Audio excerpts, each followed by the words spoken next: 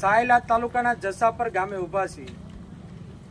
આજે અમારી ટીમ રમેશભાઈ મેર, દેવકરણભાઈ જોગરાણા, જયંતભાઈ પરાલિયા અને આ જસાપરના તમામ ગ્રામજનો આજે અમે જસાપરની મુલાકાત લેતા આજે જય માતાજી આ રસ્તો જે ખરાબ છે એના અનુસંધાને આજે ગામની મુલાકાત લેતા આપણા જ ગામના જસાપર ગામના મહંત છે એમને જરા આપણે આ રસ્તા બારામાં આપણે એમની આગળથી જાણીએ શું હાલત છે। તો શું બાપુ તમારું નામ? રણછોડ ભગત। તમારું ગામ? જસાપર। હવે અહીંથી બાપુ આપણે સાયલાનો હાઈવે કેટલા કિલોમીટર થતો હોય છે? 7 કિલોમીટર। પછી આ રોડ કેટલા વર્ષથી બાપુ નહીં બન્યો હોય? 10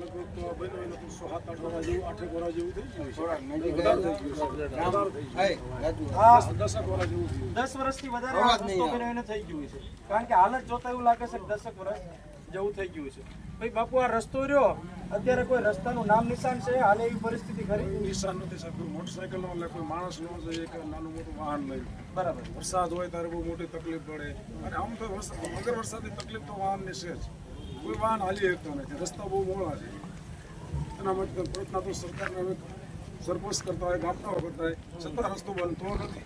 બીજું બાપુ, તમારા ગામમાં કોઈ બીમાર પડે, અકસ્માત થઈ જાય, કોઈ બહેનો દીકરીને તકલીફ હોય, કોઈ હાર્ટ એટેક આવ્યો હોય કે કંઈ પણ આપણે ટૂંકમાં ઇમરજન્સી સાયલા સુરેન્દ્રનગર દવાખાને જવું હોય તો આપણે તરત સરકારશ્રીની 108 એમ્બ્યુલન્સમાં ફોન કરીએ છીએ।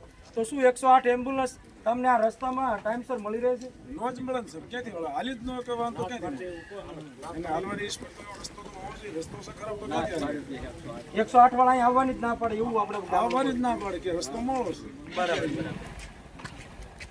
તો બીજી ટૂંકમાં રસ્તો એટલો ખરાબ છે તો વિદ્યાર્થીઓને અહીંથી અપડાઉન કરવું તો સરકાર તરફથી કોઈ બસ આ વિદ્યાર્થીઓને લેવા આવે છે શિક્ષણ માટે? કોઈ નથી સાહેબ લેવા, કોઈ વિદ્યાર્થી માટે કોઈ બસ જ નહીં। કોઈ પ્રાઇવેટ વાહન લે છે એના ભાડા ભરીને મોકલે તો, સરકારી કોઈ વાહન લેવા આવતું નથી।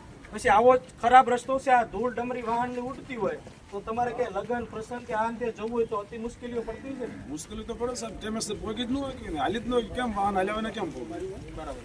પછી ખરાબ રસ્તાના કારણે અકસ્માતો ગામમાં થયેલા હશે, બન્યું હશે કંઈ કે રોગનો હોય, કેડના દર ત્યાં હોય, આવું બધું થયું હશે ગામમાં?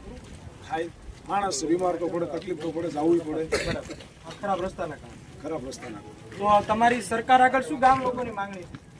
અમારો રસ્તો સારો થઈ જાય તો અમે સરકાર છે કે અમે હારે ચીજ કરીએ, રસ્તાની બીજા કોઈ અમારા કામ